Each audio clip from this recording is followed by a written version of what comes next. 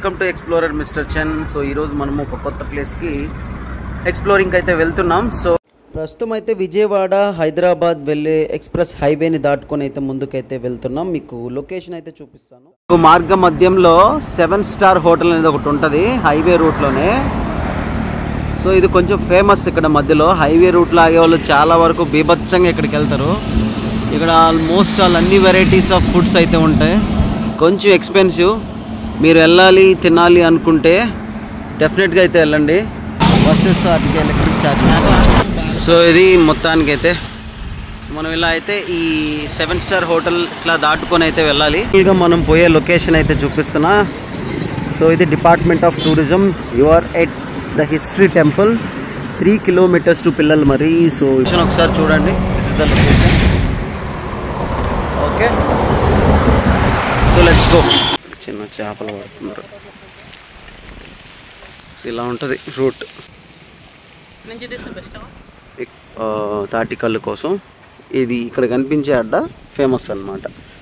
Okay, so ఇప్పుడిప్పుడే ఇక్కడ తెలంగాణలో అయితే వరి నాట్లు వేయడం మొదలైంది. సో ఆంధ్రాలో ఒకలాగా ఉంటుంది. ఆంధ్రాలో ఆల్రెడీ నాట్లు అయితే వేసి ఉంటారు రాయలసీమ సైడు. కానీ సో అలా ఉంటుంది. లొకేషన్ అయితే చాలా బ్యూటిఫుల్గా ఉంటుంది. మనం ఇంక అక్కడికి వెళ్ళినాక మాట్లాడదాం. పొలాలు ఎంత ప్రశాంతంగా ఉందో చూడండి. ఇక్కడ ఎంత బాగా వాటర్ పోతున్నాయో. వాటర్ కూడా చాలా నీట్గానే ఎంట్రన్స్లో ఉన్నాం. ఇప్పుడు పిల్లలు మరి టెంపుల్కి వెళ్ళి ఎంట్రన్స్లో ఉన్నాం. ఇలా స్ట్రైట్గా వెళ్ళిపోతే మనకైతే టెంపుల్ వస్తుంది. మనం ఇప్పుడు గుడికి దగ్గరలో ఉన్నాం. సో ఈ గుడి యొక్క చరిత్ర తెలుసుకోవడం చాలా అంటే చాలా ముఖ్యం. ఎందుకంటే ఇది చిన్నప్పుడు మన పుస్తకాల్లో చదువుకున్న చరిత్ర. ఈ చరిత్రకి ఎంతో ప్రాధాన్యత ఇది ఉంటుంది. సో తప్పకుండా మన వీడియోని కంప్లీట్గా లాస్ట్ వరకు అయితే చూడండి. ఎవరూ కూడా మిస్ అవ్వద్దు. సో దయచేసి మన ఛానల్ని సబ్స్క్రైబ్ చేయండి. అప్పుడే మీకు కంప్లీట్గా మన ఎక్స్ప్లోరింగ్ వీడియోస్ అయితే మీ దగ్గరికి అయితే చేరుకుంటాయి. సో మనం ఇప్పుడైతే వీడియోలోకి వెళ్ళిపోదాం. సో ఇక్కడ కనిపించే విలేజ్ నుంచే మనం అయితే టెంపుల్కి వెళ్ళాలి. అక్కడ నీట్గా మీకైతే ఎవరు అడిగినా మీకు ఇన్ఫర్మేషన్ అయితే చెప్తారు. సో నేను ఇప్పుడు కాకతీయుల యొక్క చరిత్ర గురించి మనం అయితే మాట్లాడుకుందాం. కాకతీయ రాజుల యొక్క చరిత్ర 12వ శతాబ్దం నుండి 14వ శతాబ్ద కాలంలో ప్రస్తుత భారతదేశంలోని తూర్పు అరగా వెస్ట్ దక్షిణ ప్రాంతంలోని ఎక్కువ భాగాన్ని పరిపాలించిన తెలుగు రాజవంశులుగా వీరు పేరు పొందారు. అప్పట్లో కాకతీయుల కాలం నాటి రాజధాని ఓరుగల్లుగా పిలిచేవాళ్ళు. ప్రస్తుతం దానిని మనం వరంగల్గా పిలుచుకుంటున్నాం. అంతేకాకుండా వీళ్ళు తెలుగునాట ప్రజలకు ఎంతో విలువనైతే ఇచ్చేవాళ్ళు. ఎక్కువగా గోదావరి కృష్ణా ప్రాంతంలో ఉన్న తెలుగునాట ప్రజలు వీరి యొక్క సాంప్రదాయాలంటే కాకతీయులకు ఎంతో ప్రీతి. అంతేకాకుండా వీళ్ళ కాలంలో తెలుగు మరియు సంస్కృతం మరియు కన్నడ భాషలను ఎక్కువగా మాట్లాడేవాళ్ళు. వీళ్ళ మతం హిందూ మతం. ఈ హిందూ మతం అనేది అతి పురాతనమైన మతాలలో ఇది కూడా ఒక మతం. అంతేకాకుండా ఈ మతాన్ని జైన మతం నుంచి వేరు చేయడం జరిగింది. మన హిందూ మతం ఏదైతే ఉందో ఇది మొత్తం ప్రపంచం మొత్తం కూడా ఈ హిందూ మతం అనేది విస్తరించబడింది. తొలినాట కాకతీయులు 2 శతాబ్దాలుగా పశ్చిమ చాణుక్యుల దగ్గర సామంతులుగా పనిచేసేవాళ్ళు. మొదటిసారి వీళ్ళల్లో తెలంగాణ ప్రాంతంలోని కొన్ని చాళుక్య సామంతులను అణిచివేయడం ద్వారా ప్రతాపరుద్రుడు మొదటి పరిపాలనా రాజుగా నియమించబడ్డాడు. ఇది 11వ శతాబ్దం నుండి 12వ శతాబ్ద కాలంలో జరిగిన విషయం. అంతేకాకుండా ఈ ప్రతాపరుద్రుణ్ణి గణపతి దేవ అని పిలుచుకొని మొత్తం తెలుగునాట ప్రాంతాలకు వీళ్ళు నియంత్రణలోకి తెచ్చుకోవడం జరిగింది. ఇతని తరువాత మన చిన్ననాటి పాఠ్య పుస్తకాల్లో చదువుకున్న వీరనారి రుద్రమదేవి పరిపాలన మొదలైంది. ఈమె 1262వ శతాబ్దం నుండి 1289వ శతాబ్దం వరకు పరిపాలించారు. ఈమె ఎన్నెన్నో యుద్ధాలను అంటే యాదవుల యొక్క తిరుగుబాటును తిప్పికొట్టి వీళ్ళ యొక్క చరిత్రని తిరగరాసింది ఈ వీరనారి రుద్రమదేవి. వీళ్ళ పరిపాలనలో తెలుగు భాష మాట్లాడే వారికి సాంస్కృతిక అనుబంధాన్ని పెంపొందించి వీళ్ళని ఒకటి చేసింది ఈ రుద్రమదేవి. అంతేకాకుండా తెలుగు రాష్ట్ర ప్రాంతాలలో ఎత్తైన ప్రదేశాలలో నీటి తొట్లను నిర్మించి నీటి పారుదలని, నీటి జలాశయాలని, నీటి నిర్మాణాన్ని ఏర్పాటు చేసి నీటి సమస్యను పేద ప్రజలకు రానివ్వకుండా చూసుకున్నది. ఇప్పుడు మీరు చూస్తున్నది పిల్లలమర్రి ఎరకేశ్వర స్వామి వారి టెంపుల్ యొక్క బ్యాక్ సైడ్ వ్యూ చూస్తున్నారు. ప్రస్తుతం అయితే ఈ గుడి ఏదైతే ఉందో దీని యొక్క చరిత్ర అనేది అతి పురాతనమైన చరిత్ర, 12వ శతాబ్దానికి చెందిన చరిత్ర. ఈ గుడిని కట్టించిన ఎవరైతే ఉన్నారో వాళ్ళు కాకతీయుల దగ్గర సామంతులుగా పనిచేసిన రేచర్ల దంపతులు ఈ గుడి నిర్మాణాన్ని అయితే చేయడం జరిగింది. ఇది ఢిల్లీ సుల్తానుల యొక్క యుద్ధాలలో ఇది ధ్వంసం అవ్వడం కూడా జరిగింది. నేను చూస్తున్నప్పుడు ఈ గుడి పైన సూర్యకాంతి పడినప్పుడు ఎంతో అద్భుతంగా అనిపించింది. ఈ గుడి మన చరిత్ర, ఈ గుడి యొక్క విశేషాలు మనము తప్పకుండా తెలుసుకోవాలి. అందరూ తప్పకుండా ఇలాంటి గుడిని సందర్శించాలి. ఎందుకంటే దీనికి ఒక చరిత్ర, దీనికి ఒక స్టోరీ అయితే ఉందన్నమాట. దీన్ని కట్టించింది 12వ శతాబ్దంలో ఎంతో అద్భుతంగా, అప్పట్లోనే ఎంతో నిర్మాణాత్మకంగా వీటిని కట్టించారు. సో ఇక్కడ కనిపించే స్తంభాలు మీరు అయితే చూస్తే ఈ స్తంభాలు పైన రకరకాల చిత్రపటాలని చిత్రీకరించారు. అంతేకాకుండా గర్భగుడిలో ఈ గుడే కాకుండా కాకతీయుల కాలం నాటిలో కట్టించిన గుడులన్నిటికీ కూడా వీళ్ళు ఏదైతే కట్టారో ఈ టెంపుల్స్లో గర్భగుడిలో ఎంతో అద్భుతంగా ఒక సరికొత్త రాళ్ళని ఉపయోగించి ఆ రాళ్ళ మీద ఈ కొత్త చిత్రపటాలని చిత్రీకరించారు. దాన్ని అయితే అద్భుతంగా చెప్పొచ్చు. అంతేకాకుండా ఈ గుడి ఏదైతే ఉందో ఈ గుడిని మనము కొంచెం ఎత్తులోకి వెళ్ళి మనం చూస్తే ఈ గుడి యొక్క నిర్మాణం ఒక శిలువ ఆకారాన్ని కలిగి అయితే ఉంటుంది. వీళ్ళు కట్టే ప్రతి ఒక్క టెంపుల్ ఏదైతే ఉంటుందో ఆ ప్రతి ఒక్క గుడికి ఒక్కొక్క కొత్త నిర్మాణాన్ని అయితే సంతరించుకోవడం అనేది విశేషం అన్నమాట. కాకతీయుల పరిపాలనలో తెలుగు వాళ్ళకి అద్భుతమైన విలువని ఇవ్వడమే కాకుండా మన యొక్క ఏదైతే తెలుగు ప్రాంత ప్రజల యొక్క వాళ్ళ యొక్క అలవాట్లు, కట్టుబాట్లు వీటికి కూడా ఎంతో ప్రాముఖ్యత అయితే ఉండేది. సో ఈ గుడిని కట్టిన దంపతులు రేచర్ల దంపతులు ఎవరైతే ఉన్నారో దీన్ని 12వ శతాబ్దంలో కట్టినట్టు ఒక శాసనంలో అయితే పొందుపరిచారు. సో దీన్ని మనం అందరం కూడా తప్పకుండా ఈ శాసనాన్ని మనమైతే ఫాలో అవ్వాలి. ఏదైతే శాసనాలు ఉన్నాయో ఈ శాసనాలే మనకు గుడి యొక్క చరిత్ర గురించి అయితే చెప్పడం జరుగుతుంది. ఈ గుడిని ఆర్కియాలజీ డిపార్ట్మెంట్ వాళ్ళు ఈ గుడిని ఆల్రెడీ టెస్ట్ చేసి ఈ గుడి యొక్క పురాతన విశిష్టతను కూడా చెప్పడం జరిగింది. సో దీన్ని తెలంగాణ టూరిస్ట్ స్పాట్ లాగా కూడా దీన్ని అయితే చూస్తారు. కానీ ఇలాంటి టెంపుల్స్ని ఖచ్చితంగా చూడాలి. మీకు కనిపించే పైన గోపురం ఏదైతే కనిపిస్తుందో దీనికి ప్రత్యేకంగా కాకతీయుల కాలం నాటి ఇసుక మరియు సున్నాన్ని కలిపి ఈ గోపురం అయితే చేయడం జరిగింది. అంతేకాకుండా ఈ ఢిల్లీ సుల్తానుల యుద్ధకాలం నాటి వల్ల అప్పుడు ఈ గుడిని చిన్నపాటిగా ధ్వంసం చేయడం కూడా జరిగింది. అంతేకాకుండా ఎవరైతే దొంగలు ఉంటారో, దారి దోపిడీ దొంగలు, ఇలాంటి దొంగలు ఎవరైతే ఉంటారో వీళ్ళు గుడిలోని కొన్ని విగ్రహాలని, నంది విగ్రహాలని వాటిని పగలగొట్టి వాటిలో ఉన్న బంగారాలని వాటిని కూడా దోచుకెళ్ళడం జరిగిందనమాట. ఈ గుడిలో ఉన్న శివలింగం ఏదైతే ఉందో ఈ శివలింగం దీన్ని మళ్ళీ పునఃప్రతిష్ఠించడం జరిగింది.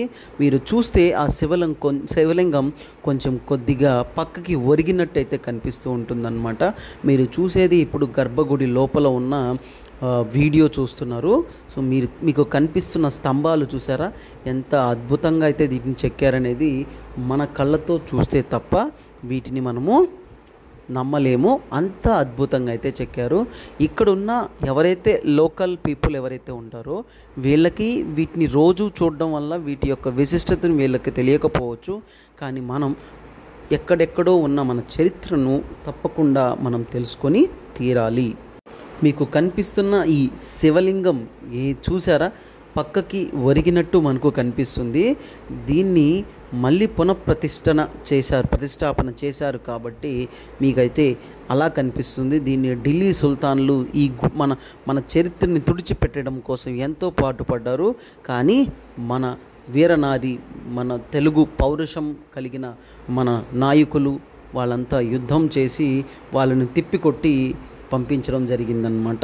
ఎంతో అద్భుతమైన గుడి ఇది. ఇలానే ఈ పిల్లలమర్రిలో ఇలాంటి గుళ్ళు ఇంకా కూడా 2 గుళ్ళు అయితే ఉన్నాయి. ఒకటి చెన్నకేశ్వర స్వామి టెంపుల్, మీకు మర్చిపోయాను చెప్పడం, కాకతీయుల కాలం నాటి వీళ్ళ ఇష్ట దైవం ఎవరు అంటే చెన్నకేశ్వర స్వామి వీళ్ళ ఇష్ట దైవం. అంతేకాకుండా ఇక్కడ ఇంకొక టెంపుల్ కూడా ఉంది, దాన్ని నామేశ్వర దేవాలయం అనిగా పిలుస్తారనమాట. ఇది కూడా పురాతనమైన టెంపులే, ఇక్కడే ఉంటుంది. దాన్ని కూడా మీకు కంపల్సరీగా చూపిస్తాను. సో ఈ వీడియో అయితే కంపల్సరీగా కంప్లీట్ వీడియో అయితే మీరు చూడండి. చూసిన తర్వాతనే మన ఛానల్ని సబ్స్క్రైబ్ చేయండి. మోర్ ఎక్స్ప్లోరింగ్ వీడియోస్ మన ఛానల్లో అయితే వస్తాయి. ఎవ్రీ డీటెయిల్ నేను ఈ టెంపుల్లో మీకు ప్రతి డీటెయిల్ని కూడా చూపించాను. అంతేకాకుండా ఈ గుడిలోని పూజారి వాళ్ళు కూడా మనకు ఎంతో తోడ్పడ్డారు. మనం అడిగితే వీళ్ళు తప్పకుండా వాటి యొక్క చరిత్ర గురించి అయితే మీకు వివరిస్తారు. తప్పకుండా మీరు ఎవరైనా చరిత్ర తెలుసుకోవాలనుకుంటే తెలుసుకోండి.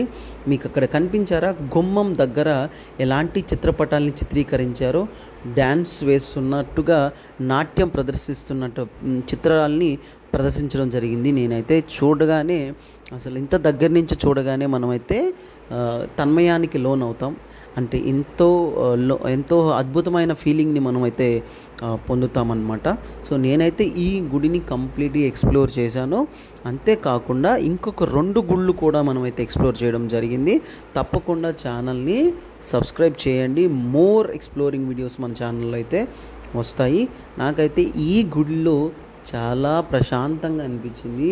అంతేకాకుండా ఈ గుడిని లోపల అంటే వెడ్డింగ్స్ కానీ, తర్వాత పెళ్ళిళ్ళు కానీ, అంటే కొన్ని కార్యక్రమాలు ఉంటాయి కదా, తలనీలాలు కానీ, ఇలాంటి వాటికైతే ఈ గుడి ఇక్కడ చాలా వరకు ఫేమస్. అంతేకాకుండా దీని చరిత్ర అనేది చాలా ఫేమస్. ఈ టెంపుల్ ఎక్కడైతే ఉందో ఈ చుట్టుపక్కల ప్రాంతం అంతా కూడా డెవలప్ అవ్వడం జరిగింది. ప్రస్తుతం మీరు చూసిన ఈ టెంపుల్ ఉండడం వల్లనే ఈ చుట్టుపక్కల ప్రాంతం కూడా అద్భుతంగా డెవలప్ అయ్యేసి ఇక్కడ ఉన్న ప్రాంత ప్రజల యొక్క జీవన విధానానికి తోడ్పడడం జరిగింది. మోస్ట్లీ నేను ఇక్కడ చూసిన వాటిలలో ఇక్కడ పండించే పొలాలు మీరు చూశారు. ఇక్కడ వరి ఎక్కువగా పండిస్తారు. దాంతోపాటు పత్తి మరియు వేరుశనగ మరియు మిరప ఇలాంటి అన్ని పంటలు కూడా పండుతాయి. సో మీరు ఇంకొక టెంపుల్ని చూడడానికి అయితే వెళ్తున్నారు. సో తప్పకుండా మన ఛానల్ని కంప్లీట్గా వీడియో అయితే చూడండి, ఎక్కడ స్కిప్ చేయొద్దు. మీరు చూస్తున్నది దాదాపు 15 అడుగులు ఎత్తు ఉన్న ఒక రథాన్ని అయితే మీరు చూస్తున్నారు. ఈ రథం పైన చెన్నకేశ్వర స్వామి యొక్క విగ్రహాన్ని ఊరేగింపుగా అయితే తీసుకుని వెళ్తారు. సో మీరు చూస్తున్నది ప్రస్తుతం చెన్నకేశ్వర స్వామి దేవస్థానం. ఇక్కడ ఉన్న గుడులకి చరిత్ర ఉంది తప్ప ఈ గుడుల్ని ఎవరు కూడా ఆదరించే వాళ్ళు చాలా తక్కువైపోయారు. మీరు చూస్తున్న ఏదైతే ఎంట్రన్స్ కనిపించిందో నాకు చాలా బాగా అద్భుతంగా అనిపించింది. సో మీరు చూసే ఈ టెంపుల్ ఏదైతే ఉందో ఇదే చెన్నకేశ్వర స్వామి వారి టెంపుల్. చాలా చిన్నగా అనిపించింది నాకు లోపలికి వెళ్ళి. అక్కడ మనమైతే చూస్తున్నప్పుడు మీరు ఆ మండపం పైకి ఎక్కి చూస్తే మీరు చాలా చిన్నగా అనిపిస్తుంది టెంపుల్, కానీ ఎంతో అద్భుతంగా కట్టారు ఈ టెంపుల్ని కూడా. ఇక్కడ మీకు కనిపించే గోపురం ఉందా, గోపురం నాకైతే ఎంతో బాగా అనిపించింది. సో మీరు చూసారా, ఇలాంటి టెంపుల్స్ అనేటివి, ఓల్డ్ టెంపుల్స్ అనేటివి వీటికి ఒక వయస్సుతో పాటు వీటి యొక్క చరిత్రను మనం తెలుసుకోవడం వలన మనకు నాలెడ్జ్తో పాటు మనం ఎక్కడి నుంచి వచ్చాము అనేది కూడా మనం అయితే తెలుసుకోవచ్చు. సో ప్రస్తుతం మీకు మేము ఆల్రెడీ చెప్పుకున్న మనం ఏదైతే కాకతీయుల పరిపాలన గురించి మనం చెప్పుకుంటున్న విషయాలు ఏదైతే ఉన్నాయో వీటిలో కాకతీయులు ఎక్కువగా పాటుపడింది నీటిపారుదల కోసం జలాశయాలు నిర్మించారు. వీళ్ళ కాలంలోనే చెప్పుకోదగ్గ ఇంకొక నిర్మాణాలే ఈ ఆలయాలు. మనము ఇక్కడ కనిపించే ఆలయాలే కాకుండా ఇంకా అద్భుతమైన కట్టడాలు అయితే ఉన్నాయి. వాటి గురించి కూడా మనం చూద్దాం. ఇవి ఎక్కడెక్కడ ఉన్నాయనేది కూడా నేను చెప్తాను. సో మీరు చూస్తే హన్మకొండలోని 1000 స్తంభాల ఆలయం, పాలంపేటలోని రామప్ప ఆలయం, వరంగల్ కోట మరియు గోల్కొండ కోట, అంతేకాకుండా గన్పూర్లోని కోటగల్లు, ఇవి చాలా పేరు పొందిన ఆలయాల్లో ఇవి కూడా వన్ ఆఫ్ ద టెంపుల్స్ అన్నమాట. సో అంతేకాకుండా వీళ్ళు ఈ 13వ శతాబ్దంలో గణపతి దేవుడి పాలనలో కాకతీయుల నియంత్రణలో ఉన్న భూభాగాన్ని అత్యంత ఉన్నత స్థాయికి చేర్చుకోవడమే కాకుండా అలా విస్తరించిన క్రమంలో వీరి ఆలయాల నిర్మాణం కూడా జరిగింది. వీరి కట్టడాలు ఎంతో వైవిధ్యంగా అద్భుతమైన శిల్పాలు మరియు వీటి ఉపయోగించిన శైలి అందరినీ ఆశ్చర్యపరుస్తుంది. అప్పట్లో మీరు చూసిన టెంపుల్స్ వేరే, ఇప్పుడు మీరు చూస్తున్న టెంపుల్స్ వేరే. ప్రస్తుతం మన ఆర్కిటెక్చర్కి పాతకాలంలో ఉన్న ఆర్కిటెక్చర్కి ఎంతో డిఫరెన్స్ అయితే కనిపిస్తుంది. మీరు ఇప్పుడు చూసే ఈ టెంపుల్ ఏదైతే ఉందో ఇదే మనకు అసలైన టెంపుల్. మొదట ఎంట్రన్స్లోనే ఈ టెంపుల్ అయితే ఉంటుంది. ఈ టెంపులే నామేశ్వర స్వామి దేవాలయం. ఇక్కడ ఉన్నది శివుడి యొక్క టెంపుల్ అన్నమాట. లోపల ఉన్న వర్కర్స్ ఏదైతే ఉన్నారో వాళ్ళు మమ్మల్ని తీయండి వీడియో, మేము చేసే కష్టం కూడా తెలియాలి అని అంటున్నారు. ఎస్, వాళ్ళు లేకపోతే మీరు చూసే గుడులు అంత శుభ్రంగా ఎవరు క్లీన్ చేస్తారు చెప్పండి? వాళ్ళు ఉన్నారు కాబట్టే మనం మన యొక్క టెంపుల్స్ని వాటిని ఎంతో శుభ్రంగా చూస్తున్నాం. సో ఎవరిని కూడా తక్కువగా చూడొద్దు దయచేసి, ఇది నా యొక్క రిక్వెస్ట్. సో ఫైనల్గా మీరు చూస్తున్నారు కదా, ప్రతి ఒక్క గుడిలో కూడా ఒక ధ్వజస్తంభం అయితే ఉంటుంది. అంతేకాకుండా ఈ టెంపుల్స్ ఏదైతే ఉన్నాయో మొదటిగా మనల్ని ఆశ్చర్యపరిచేది ఏంటి అంటే నిర్మాణ శైలి. లోపల గర్భగుడిలో వీటికి వాడిన సున్నం. మీకు ఇక్కడ కనిపించే చెట్టు ఏదైతే ఉందో అది శివుని యొక్క ప్రీతిపాత్రమైన చెట్టు. దీని యొక్క పేరు నాకైతే గుర్తులేదు, మీకు తెలిస్తే తప్పకుండా కామెంట్ సెక్షన్లో అయితే చెప్పండి. అండ్ ఈ నిర్మాణాత్మకమైన టెంపుల్ వీటి యొక్క చరిత్ర మనం ఎప్పటికీ నెమరు వేసుకుంటూ ఉండాల్సిందే. మీరు చూసేది 12వ 13వ శతాబ్దంలో కట్టిన గుడి యొక్క ఆవు యొక్క రూపాన్ని మీరు చూశారు. చాలా అంటే అద్భుతంగా ఉంది. ఈ గుడికి కొంచెం పక్కనే మనకు సరస్వతీదేవి యొక్క విగ్రహాన్ని కూడా వీళ్ళు ప్రతిష్ఠించారు. ఎంత బాగుంది అంటే అంత ముచ్చటగా అయితే నాకు అనిపించింది. అంతేకాకుండా నేను చిత్రంగా చూసింది ఏంటి అంటే ఈ గుడికి బ్యాక్ సైడు ఇలా ఎవరో రాళ్ళుని ఇలా పెట్టారు. అది ఎవరు పెట్టారు అనేది మనకు తెలియదు, ఎందుకంటే దానికి యొక్క విషయము వాళ్ళు పెట్టిన వాళ్ళకు మాత్రమే తెలుస్తుంది. మీరు ఇక్కడ చూసే చిన్న టెంపుల్ లాగా కనిపిస్తుంది కదా, మీరు అక్కడ అబ్జర్వ్ చేశారా? ఎంత పెద్ద పెద్ద రాళ్ళని వాళ్ళు అలా అరేంజ్ చేయడం అనేది మామూలు విషయం అయితే కాదు. అంత పెద్ద రాళ్ళని ఒక కరెక్ట్ ప్రాసెస్లో పెట్టి వాళ్ళు అలా ఒక నిర్మాణాన్ని చేయడం అనేది అంత ఈజీ కాదు. ఇప్పటికీ మీకు తెలిసిందే, ఈజిప్ట్ గురించి మీరందరూ కూడా వినే ఉంటారు. ఈజిప్ట్ని ఎలా నిర్మించారు అనేది ఇప్పటివరకు కూడా వీడని మిస్టరీ అన్నమాట. చూసారా సరస్వతి అమ్మవారు ఎంత అద్భుతంగా కనిపిస్తున్నారో. సో సరస్వతిని బాగా మొక్కుకోండి, చదువులు బాగా రావాలని, సరేనా? సో ఇంతేకాకుండా మీరు బయట ఒక శాసనం ఒక స్టాచ్యూ లాంటిది కనిపిస్తుందా? ఈ గుడి యొక్క శాసనం. ఈ గుడిని నిర్మాణం చేసిన వాళ్ళు మరియు అంతేకాకుండా ఇది ఏ డైనాసిటీలో నిర్మించారు అనేటివి అన్ని విషయాలు తెలుగు మరియు సంస్కృతము మరియు కన్నడ ఇలాంటి తదితర భాషల్లో మనకైతే నిర్మించడం జరిగింది. సో అక్కడ చూస్తున్నారు కదా, పక్కన ఒక ఆంటీ గారు కూర్చోన్నారు. వారు ఎంతో అద్భుతంగా ఈ గుడి గురించి చెప్పారు. ఇవి చూడవలసిన టెంపుల్స్ అని మనతో అయితే కాసేపు మాట్లాడారు. అంటే ఆంధ్ర ప్రజల గురించి కానీ లేకపోతే కొన్ని రాష్ట్రాల ప్రజలు కానీ ఇలాంటి టెంపుల్స్ని చూడరు. మోస్ట్ ఫేమస్ ఉన్న టెంపుల్స్ని మాత్రమే చూస్తారు. కానీ ఇలాంటి టెంపుల్ని కూడా మీరు తప్పకుండా చూడాలి, ఎందుకంటే వీటికి ఉన్న చరిత్ర అలాంటిది. సో మీరు చూస్తే ప్రతి గుడి కూడా ఒక కొత్త నిర్మాణం లాగా మీకైతే కనిపిస్తుంది. అంతేకాకుండా వీటి లోపల ఉన్న ఏదైతే మనకు గుడి లోపల కనిపించే శిలలు కానీ వాటి యొక్క నిర్మాణాలు కానీ మీరు ఎప్పటికీ కూడా ఆశ్చర్యానికి గురి చేస్తూనే ఉంటాయి. నాకైతే ఈ టెంపుల్ కూడా చాలా బ్యూటిఫుల్గా అనిపించింది. నేను మన ఛానల్లో టెంపుల్స్ గురించే కాకుండా వాళ్ళ యొక్క జీవనం విధానం మరియు మనం ఎక్కడైతే వీడియో తీస్తున్నామో వాటి యొక్క పరిసర ప్రాంతాల గురించి కూడా మన ఛానల్లో అయితే ఎక్స్ప్లోరింగ్ వీడియోస్ తప్పకుండా అయితే ఉంటాయి. సో ఎవరు మన ఛానల్ని మిస్ కావద్దు, తప్పకుండా మన ఛానల్ని సబ్స్క్రైబ్ చేయడం అయితే మర్చిపోవద్దు. పదే చెప్తున్నాను అని మీరైతే అనుకోవద్దు. మీరు ఎప్పుడైతే మన ఛానల్ని సబ్స్క్రైబ్ చేసి సపోర్ట్ చేస్తారో మనకు ఇంకా ఇలాంటి మంచి వీడియోస్ని చేయాలి అని ఒక బూస్ట్ ఇచ్చిన వారు అవుతారు. సో మీరు చూసే ఇక్కడ కనిపించే నంది ఉంది కదా, ఈ నంది పైన చూసారా ఆర్కిటెక్చర్ ఎలా చెక్కారు అనేది నాకైతే ఒక బ్యూటిఫుల్గా చూడడానికి కనుల పండగలాగా అనిపిస్తుంది. ఇక్కడ ఉన్న మోస్ట్ ఆఫ్ దట్ అన్నిటికీ టెంపుల్స్ని క్లోజ్ చేశారు.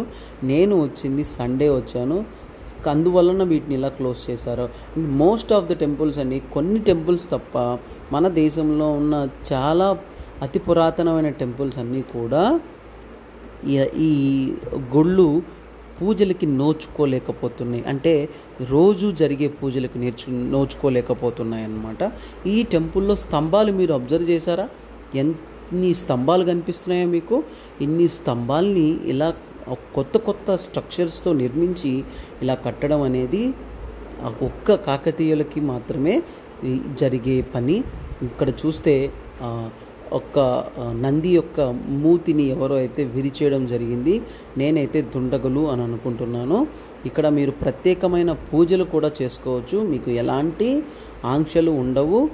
మన దగ్గరుండి మీరు దేవుడిని దర్శనమే చేసుకోవడమే కాకుండా ప్రత్యేకమైన పూజలు కూడా మీరు చేసుకోవడం జరుగుతుంది. నాకైతే ఈ టెంపుల్లో కూడా కొత్త వైబ్ అనేది నాకైతే తెలుస్తుంది. సో తప్పకుండా మీరు ఇలాంటి టెంపుల్ని చూడాలి అనుకుంటే మాత్రం తప్పకుండా విజిట్ చేయండి. ఇన్ డీటెయిల్స్ మీకు కంప్లీట్గా డీటెయిల్స్ మన ఛానల్లో అయితే ఉంటాయి. మీకు కనిపిస్తుంది కదా, ఇక్కడ కనిపించే విగ్రహం కూడా మహాశివలింగం కూడా పక్కకి ఒరిగినట్టు అయితే నాకైతే కనిపించింది. సో ప్రతి టెంపుల్లో ఆ టెంపుల్ యొక్క ద్వారం ఏదైతే ఉందో ఆ ద్వారాన్ని అద్భుతంగా చెక్కారు. ఒక రాయిని ఇలా మలచడం అనేది ఒక శిల్పికి మాత్రమే సాధ్యం. అది ఇక్కడ మేమైతే చూసాము ఈ టెంపుల్స్లో. సో మీరు చూసారా లోపల ఉన్న టెంపుల్లో ఎలాంటి ఆర్కిటెక్చర్ ఉందో. ఇలాంటి ఆర్కిటెక్చర్కి ఎంత డబ్బులు ఇప్పుడైతే ప్రస్తుతం మన కరెన్సీలో అయితే ఎన్ని కోట్లు పెట్టినా కూడా ఇంత పెద్ద ఆర్కిటెక్చర్ని మనమైతే కట్టలేము, అది అసాధ్యం అని మాత్రమే చెప్పాలి. సో ఈ గుడిలో మాత్రం నాకు కొత్తగా అనిపించింది. పైన కొన్ని శిల్పాలని అలా ఏదో హింసిస్తున్నట్టు నాకైతే అనిపించింది. అది కొంచెం అలా అనిపించింది, కానీ అదొక చెక్కడమే అలాగా చెక్కారనమాట. సో ఎలాంటి ఇబ్బంది లేదు అక్కడైతే. సో ఇది టెంపుల్ చూసారా ఎంత బాగుందో.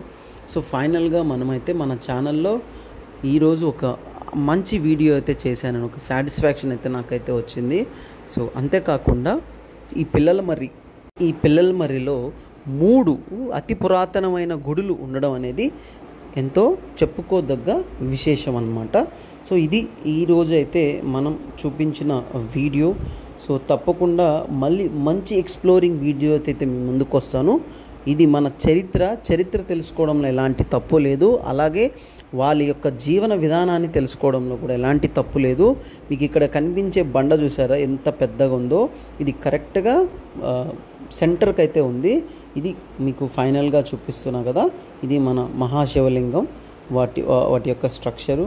సో మీరు చూస్తే నాకైతే ఎంతో బాగా సంతోషంగా అనిపించింది. ఇది ఈరోజు యొక్క వీడియో కంప్లీట్గా నేనైతే ఈ వీడియోని ఎక్స్ప్లోర్ చేశాను. సో మీరు తప్పకుండా ఇలాంటి టెంపుల్స్ని విజిట్ చేయాలి. అండ్ మన ఛానల్లో టెంపుల్స్ గురించే కాకుండా సరికొత్త ఎక్స్ప్లోరింగ్ వీడియోస్ అయితే ఉంటాయి. కొన్ని ఇంపార్టెంట్ ప్లేసెస్ని కూడా మనం అయితే ఎక్స్ప్లోర్ చేస్తాము. సో మన ఛానల్ని సపోర్ట్ చేయండి. తప్పకుండా మన ఛానల్కి లైక్ చేయండి, లైక్ చేసి షేర్ చేసి సబ్స్క్రైబ్ చేయడం కూడా మర్చిపోవద్దు. సో ఇది ఫైనల్గా ఈరోజు యొక్క వీడియో. మళ్ళీ ఇంకొక వీడియోతో నెక్స్ట్ వీడియోలో మనం అయితే కలుసుకుందాం. మీరు తప్పకుండా మన ఛానల్ని సబ్స్క్రైబ్ చేయడం మర్చిపోవద్దు. సో ఇంకా ఉంటా మరి.